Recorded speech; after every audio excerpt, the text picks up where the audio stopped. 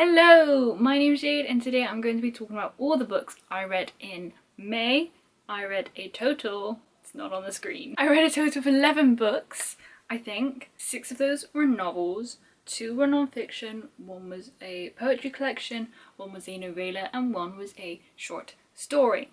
Lots to get through. I read quite a few really good books, and when I say quite a few, there are 3 books that I read this month that could all possibly be new favourites of mine, and I'm trying to pick which one was my favourite of the month for this little, I don't know, template I put on my Instagram stories. My Instagram is linked down below if you're curious. And I genuinely cannot decide which one I liked more. I feel like my brain's telling me one, my heart's telling me another, and my gut's telling me a different one, and I don't know. But that's good, that's a good position to be in. I did also read some that were really disappointing that I was really looking forward to and then was kind of a bit let down by. One thing I will say is consistent this month is, at least of the books that I own that I read so far this month, 7 of them are tall hardcovers and they're all glorious. So there's that at least. The first book I finished this month was a book that I actually started at the end of April and then I finished it in the beginning of May. It took me like 2 weeks to read it.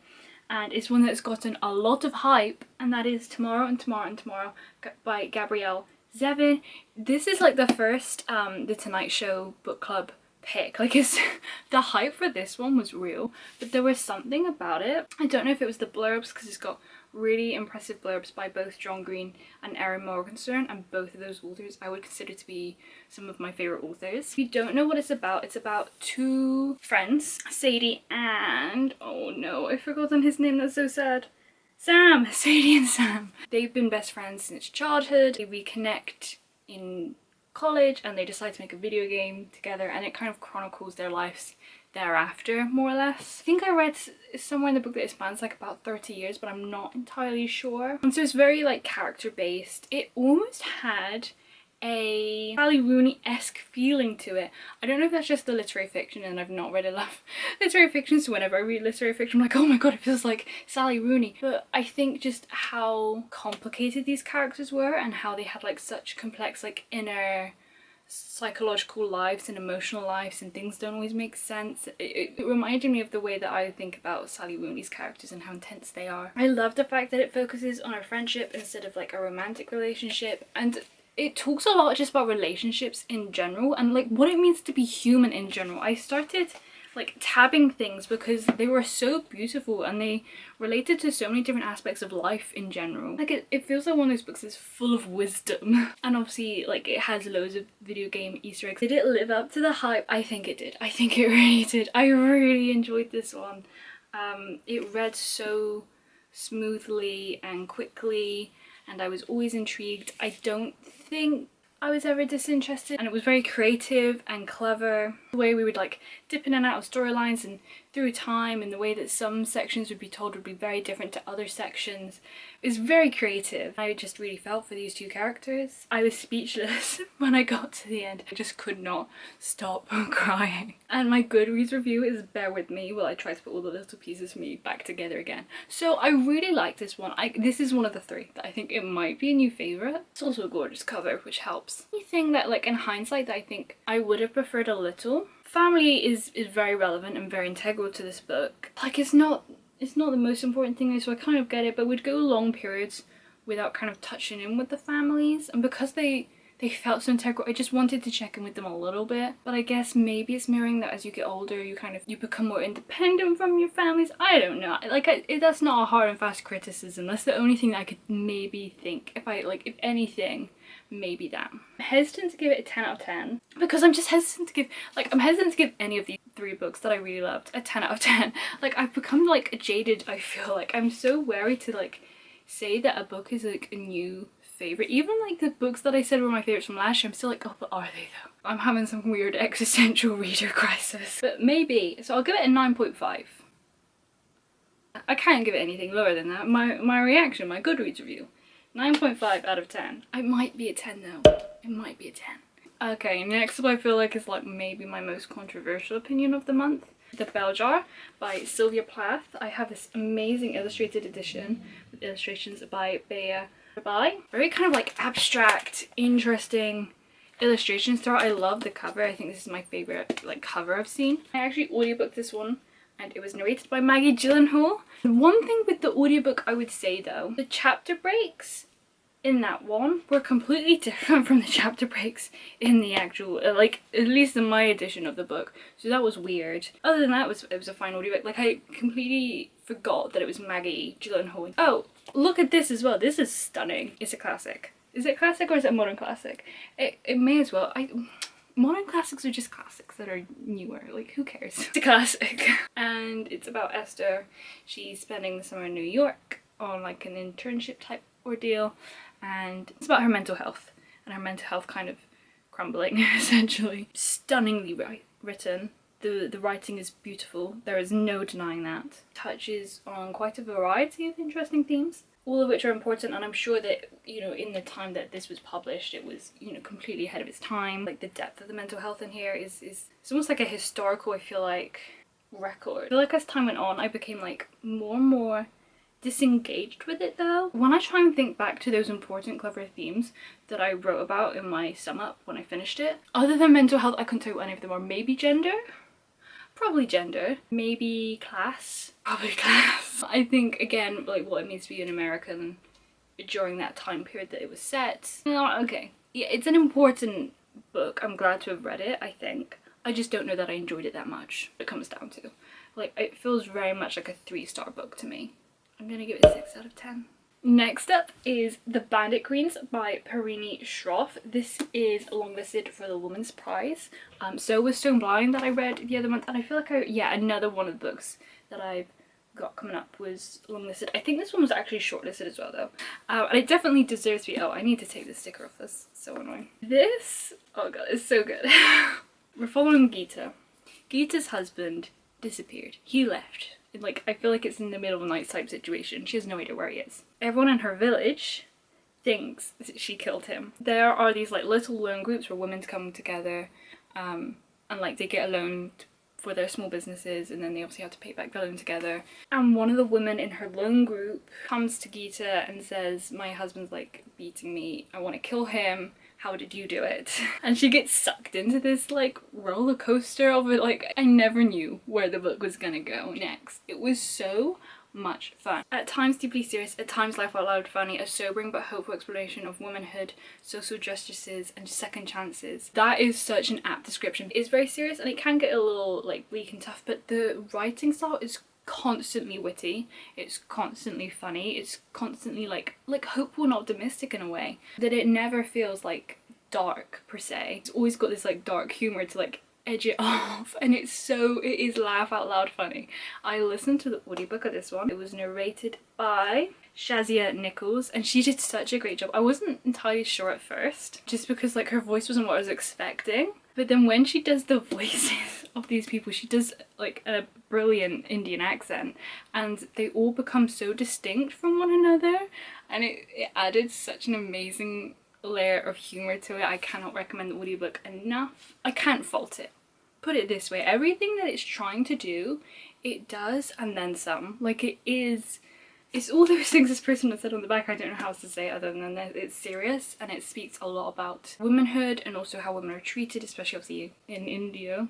Social injustice and how women age and second chances, just like it says, and friendship and kind of how society views you, like your, what's the word? Your reputation, that's the word I'm looking for. And also like relationships, and it's got a dog in it and it's just so amazing. It's rare that I'll recommend my mum a book because we have quite often different reading tastes, but I have like a very wide reading taste, like I'll read anything. But I thought something about this I thought she would really love, and she read it and she absolutely loved it as well. I feel like most people reading this, like the humour will get them if nothing else. I cannot recommend this enough. This is one of the 3 that I think might be a new favourite. Like whenever I think about it, this is just what happens. And I have this weird thing where I'm like, if it's not serious enough or deep enough or like emotional enough, then I don't know if it can be. Like, it needs like layers and layers and layers, and this is serious. It talks about a lot of interesting themes. It has a lot of those things, but because it has that humor to it, I'm like, something about it makes me think like, oh no, it can't be one of my new favorites because it's like not deep enough, which is so stupid. Of the three, I feel like this is the one I'm closest to giving a 10 out of 10 because I literally cannot fault it. I cannot say anything but amazing, wonderful things about this book. So I'm gonna give it a 10 out of 10. I think that might be like the first one of the year that I've been like, it just deserves a 10 out of 10. It just does. But I don't know if I'm gonna love it as long term as much as I'm gonna love like Tomorrow and Tomorrow and Tomorrow Say and like this other one that's coming up. Oh, there's just something about it, even though like I logically know I've got a few criticisms of it, like it's got my heart still. And I'm literally talking about that book next. Next up is The Marriage Portrait by Maggie O'Farrell. I have the Waterstones, is it the Waterstones exclusive edition? I don't know, I think that's what it is, and it's stunning. Whenever I see like the normal cover now, I'm like, what's that? So in this one we follow, for the majority of the book, she's 16, Lucrezia de Medici, is that how you pronounce it? She's the daughter of a duke. She comes from a very powerful family. It's Renaissance Italy, like 1500 something. And she opened the book, a little cabin fortress type thing with her husband. Her husband is sitting down, not in his customary place at the opposite end, but next to her, close enough that she could rest her head on his shoulder should she wish. He's unfolding his napkin and straightening his knife and moving the candle towards them both when it comes to her with a peculiar clarity, as if some coloured glass has been put in front of her eyes or perhaps removed from them, that he intends to kill her. And so then you're following her life. You go back to like her childhood. You're jumping between like a more like linear, like her childhood, her growing up, how she gets this situation, and then also you keep jumping forward to this fortress and what's like happening in present time. My biggest problem with it, and it's kind of a doozy, this is the thing, about halfway through a character says something and then I was like, oh, so it's this, and it was like, it was almost painfully obvious, and part of me is like, well, like what value can be taken from that last half if, you know, if the mystery is the driving force. But I was never bored.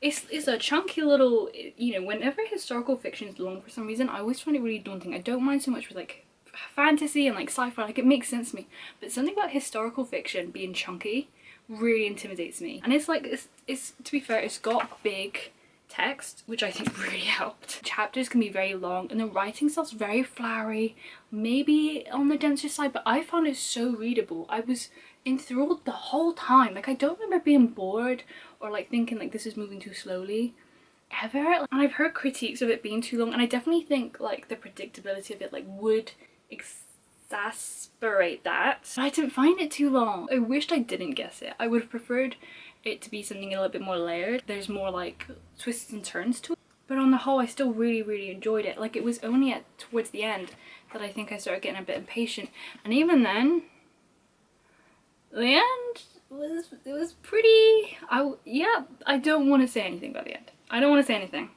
but it didn't disappoint me, we'll say that. So even though this one I feel like I had the most to critique. Oh, that was the other thing. Jump around different locations, and when we moved to our like second but one location, like not the fortress but like her husband's home,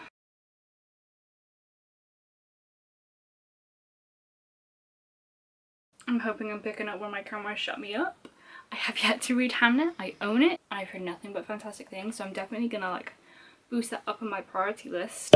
Sounds interesting. I'd recommend picking it up. I enjoyed it. Next up is Moonlight and the Perilous Daughter by Lizzie Poop, which is just a stunning cover. All of these, like I said, they're all stunning books. This one was 90% a cover buy. The premise did sound intriguing though too. It's set in 1886 in Western Australia.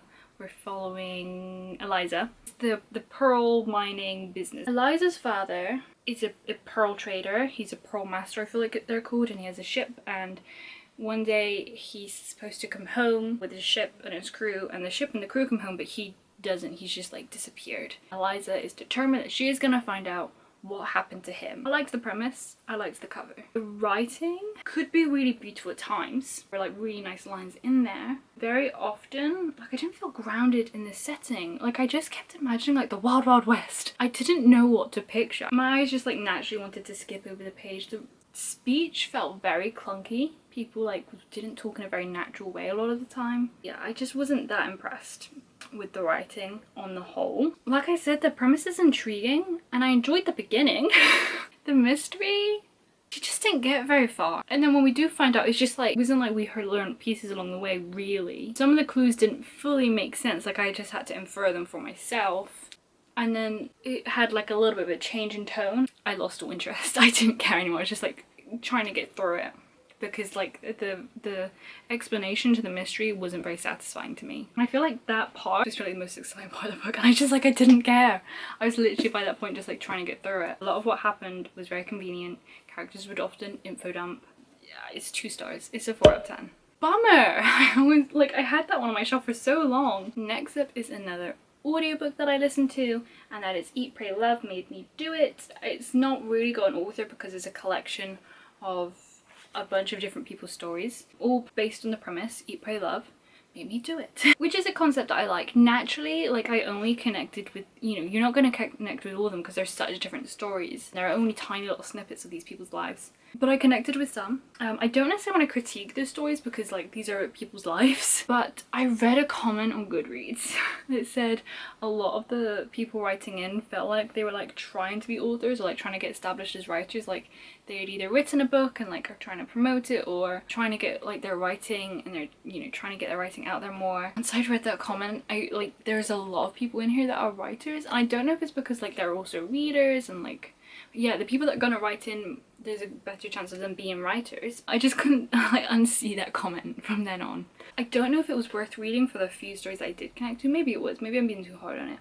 I just didn't take, I didn't take nearly as much away from it as I did Eat, Pray, Love itself. Kind of feel fine. I feel pretty neutral towards it, so I'm gonna give it a 5 out of 10. Oh, the only other thing I'd say about this one is I don't like the premise Eat, Pray, Love Made Me Do It. Like, Eat, Pray, Love might have inspired you to do it. It might have like, seems like it given you that push that you needed, but you made you do it, not the book. The book didn't physically make you get up and go off and do whatever it was that you did to change your life. Okay, now we have like a little spiel of the shorter books. So first off is I Would Leave Me If I Could by Halsey. This is the poetry collection, and I really liked it. I ended up audiobooking this one as well, which is narrated by Halsey. I'm a huge fan of her music, and this is one of like the few collections I'm like, yes, I connected with that, I got it. I thought the poems were really beautiful. I thought they were really deep with meaning. I tabbed quite a few of them because I really liked them. Just, I really enjoyed the experience, and I haven't done that with quite a lot of the poetry collections that I read. There's one other one that comes to mind that I really liked, but I feel like this might be my favourite poetry collection that I've read thus far in my life. I really connected to it. I thought it was really beautifully written. I loved the images. I loved how visceral it was, and it felt very Halsey. Yeah, I don't know what else to say. I liked it. 9 out of 10. To I'd Leave Me If I Could. Next up was the novella, and that is a Mirror Mended. It's the second book in the series, and I think it's also the last book in the series. I feel like it might be a duology because I don't really know where we can go from here. But it's the second book in the Fractured Fable series by Alex E. Harrow. I read the first book either earlier this year. I think it was earlier this year. I don't think it was last year. And I enjoyed it, but I definitely feel like I enjoyed the second one more. I think the characters, because we knew them and like I knew what to expect going into it, it felt a lot more fun. I just think the character dynamics in this one was more fun in general. I will link the video where I discussed the first one down below. This is like a parallel universe, multiverse fairy tale ordeal. Our main character, Zinnia, is like the dying girl trope. She's always connected with Sleeping Beauty, and then she ends up being sucked into Sleeping Beauty's stories, and it's very light-hearted and fun. I audiobooked this one as well. It's narrated by Amy Landon. I really liked her narration. I thought she did a really great job. Yeah, it's just such a fun concept, and I ended up having a lot of fun. And I'm kind of sad because I feel like I was just like really getting into it right as it probably ended. There's quite a lot of like deep, meaningful themes in them, but they're not like too intense. So if any of that appeals to you, then I would recommend checking them out. They are really short and fun and easy. I would give a Mirror Mended an 8 out of 10. Another audiobook, this time it's a short story, and that is Marianna by Andre Aciman, who, if you don't know, is the author of Call Me By Your Name and Find Me, the second book, the sequel to Call Me By Your Name. I love both of those. I keep thinking back to Find Me, like it haunts me, and I had so much fun listening to that audiobook. I really think his books, I've only read the 2 and now the short story, but I think his writing is very beautiful and lyrical. When I read Call Me By Your Name, I read the first half with my eyes and then I listened to the audiobook of the second half, and I enjoyed the second half so much more. There's just, his writing comes alive when it's listened to. There's something about it. I've really been craving Andre Aciman's work, and so I found that he's got quite a few actually short stories on Audible at least. Marianna is about a woman scorned. Her boyfriend breaks up with her, he leaves her. She's studying in an Italian academy. I feel like it's for art. Just about her kind of, like, it's an info dump on all the way she's been feeling, like this regurgitation, stream of consciousness style. It's almost like she's writing a letter, and just every little thing that comes to mind, like, we kind of meander. So having said that, I think maybe it could have been shorter. Like, I think the audiobook was 2 hours, and it is very much just like all the things that she loves about him and all the things she hates about him, and she does kind of circle back a few times. When I got to about the halfway point, I was like, okay, maybe it could stop here. Like, I think I get the point now. I think everything that she's trying to say has been said, but there were some really interesting points towards the end. I think it's like a fascinating character study. I kept going around about, like, I don't quite know what to make of all of the different characters, especially our main character Marianna. I'd be like bouncing between like really sympathetic, I mean, like, yeah, I felt that way, and yeah, I've kind of had something similar happen to me, and then also like she's been like, this is getting a bit stalkery and a bit weird now, and I think she needs help. I think she needs to calm down. I think we need to take a step back. Yeah, I think I'd give it like a 7 or an 8 out of 10. I wrote 8, but I'm leaning a little bit towards 7. Still worthwhile listen if you think it's interesting, I'd say. 2 more books to go. I am so hot. Next up was a very short introduction to classical mythology by Helen Morales. This series is a series I've been wanting to venture into for quite a while. They offer very brief introductions to a very wide variety of topics. This is like 167, and I'd heard that this one was really good, just like knowing how to adjust your mindset going into classical mythology. And I did enjoy this. It did teach me new things, new viewpoints and things to keep in mind, like very interesting little kind of like case studies, I suppose, for like these instances being put into place that I appreciated. I listened to the audiobook of this one because I typically audiobook non-fiction because I think I get on with it better. I think I would struggle and find it maybe a little bit dry if I like sat there and read it.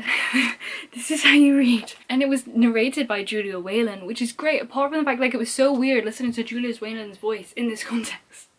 She's narrated in all of the Taylor Jenkins Reid audiobooks, I feel like, bar maybe Carrie Soto. But like, I just think of her as Taylor Jenkins Reid. That's where my brain goes. I know she's also narrated the Emily Henry audiobooks, which honestly is one of the big reasons why I've not read those books yet, because I want to listen to them on audio.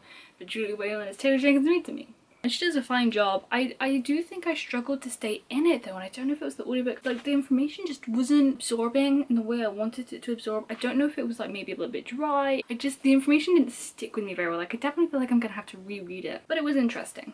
I think there's like, if you're interested in classical mythology, I definitely think it's worth picking up.